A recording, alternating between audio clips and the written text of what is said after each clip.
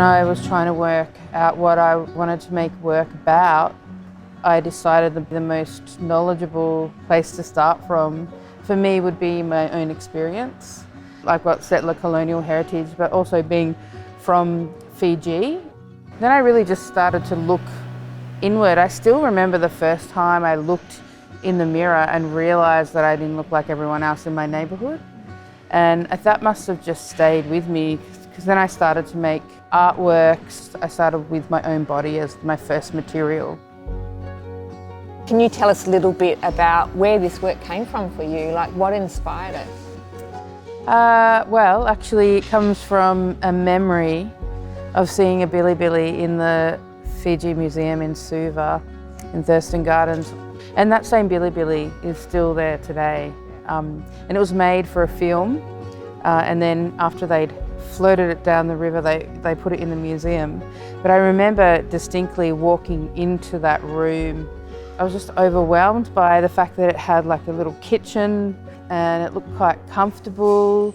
And I thought to myself in that moment, maybe I could live here between Australia and Fiji. And even at that age, I was like, oh, it's a bit far, but I could work it out. When you invited me to put forward a piece for APT, I straight away thought, why don't I live that dream? And actually it's interesting that it's in this space, because this is kind of like the river and we're sailing down the river.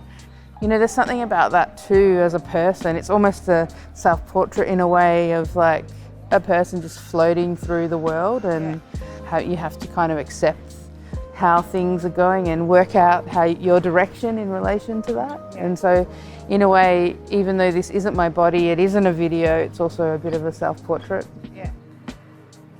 And the title, No Location, where did that come from? While I was researching bilibilis, there was this one book I was looking up, and in the chapter of watercraft, it had in the title of the image, No Location. And I just thought, this is crazy, and this does happen in collections a lot where there's missing information. It's like, this is not no location, it's a location. Yeah. And I thought that was really nice in the way that it kind of doubles in meaning to the idea of not living on your land and coming from different cultures, and whenever you're in one place, you're from the other place.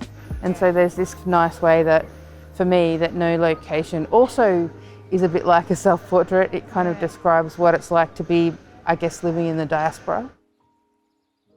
Humour plays quite a big part in your work. Can you talk a little bit about that? Yeah, I mean, I guess it's the same as my life. Humour plays a big part in my life. It can be used as a way to passively, aggressively deal with a situation that you are powerless in. And I think when I say my work is about feelings, it's about that. Those anxieties of contemporary life, the anxieties of being a woman in Australia, from a coloured woman in Australia, say, a queer woman in Australia, you know, they're all just, you know, a part of who I am, and so they exist in the work every day, you know, as well as the hard times and then also the extremely funny times. And I guess if you use your body as your first material, if there is a form of self-portraiture in your work, then the humour is just there.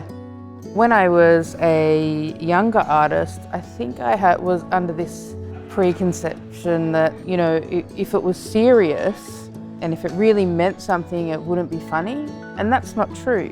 And that's not how life happens either. You know, sometimes things are just, you know, life is crazy and all you can do is laugh, you know, and then work out where you go from there. I believe, and one of my teachers said to me this once, that there's a certain amount of catharsis in an artwork that you made, but then at some point that stops and you continue on and make that work for presentation. Yeah. And I think that's true. It's like by the time you're making that work, nearly finished that work, you've digested all that. Yeah.